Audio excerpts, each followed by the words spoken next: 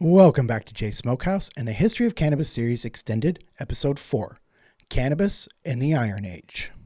Last episode, we left off with a little teaser on the Middle East. However, there is one part in China I do want to cover before we move to the Middle East.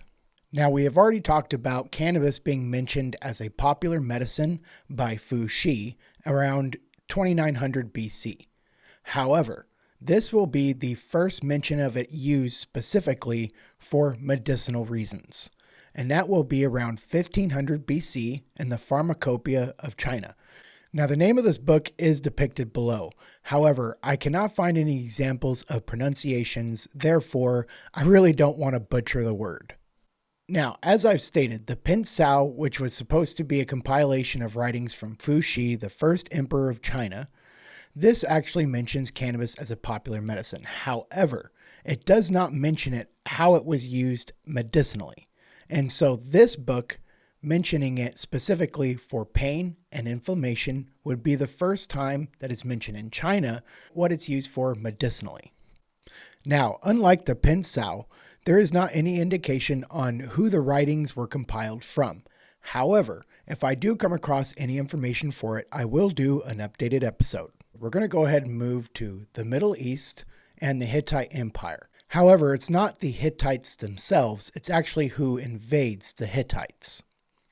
The Phrygians were an Indo-European group who invaded. There's actually evidence of hemp fibers being used in an ancient Phrygian city called Gordian. And this ancient city would be near the modern-day city of Ankara, Turkey. But this is archaeological evidence that the Phrygians actually used hemp, and they invaded the Hittite nation around 1100 BC. Now, I believe that this actual site was dated to around 800 BC. Now, like I said, the Phrygians were an Indo-European group, and I've read that they've often been associated with the Greeks.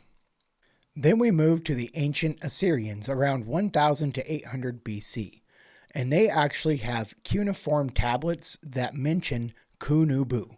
Now, kunubu seems to be cannabis. Now, one reason that they would actually believe that kunubu was cannabis is it's actually described as being able to make oil, fiber, and medicine. Definitely sounds like it would be cannabis.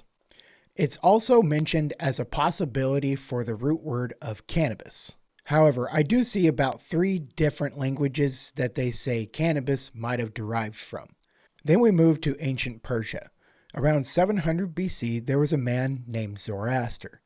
Now, Zoroaster was the founder of Zoroastrianism.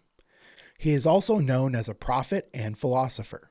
And he also wrote the book, the Zendavesta. And the Zendavesta is really a collection of smaller volumes. One of those volumes being the Venidad. Now, the Venidad is heavily influenced by the Vedas in Hinduism. It even mentions Bang, just like the Vedas. But Zoroaster also mentions something that I found really interesting. Now, he catalogs many thousands of plants, some saying even up to 10,000 medicinal plants. However, he mentions cannabis as being the most important of all of those medicinal plants. And Zoroastrianism was actually apparently so popular that it still continues even today. And now we move to ancient Israel. Now, in the 1960s, there was an excavation of a site called Tel Arad. Tel Arad is roughly about 35 miles south of Israel, and so this would have been in the kingdom of Judea. Now, this site was described as an ancient religious site. It apparently had 2 altars in this site, so that would have made it a holy of holies. And they also found what seemed to be evidence of burnt plant matter on the altars. Now, they did test these burnt residues in the 60s when they found them. However, their results were inconclusive. However, they did retest them in 2020. Now, in the first altar, it seemed to be various animal fats, frankincense, and even tree sap. Now, here's the really interesting thing. On the smaller altar, it was cannabis and animal dung. Now, not just cannabis, it also had traces of enough THC to have psychoactive properties, or to quote-unquote get you high. Now, not only that, it's theorized that the animal dung and animal fats would have aided the cannabis and frankincense to burn at such degree to allow them to smolder and release their psychoactive properties. And so now we actually have archaeological evidence of cannabis being used by the Israelites and Judaites. Not only religious written record in the Bible or the Torah, it's now hard archaeological evidence. And what that does is it actually lends more credibility to cannabism actually being cannabis in the Bible. Now that's something really, really interesting to think about. And so if true, that means the holy anointing oil that would have been used around the New Testament would have contained cannabis. But that's going to do it for the Iron Age. Next episode, I'm going to be focusing on the classical era, starting with Greece. And let me tell you, you do not want to miss this episode.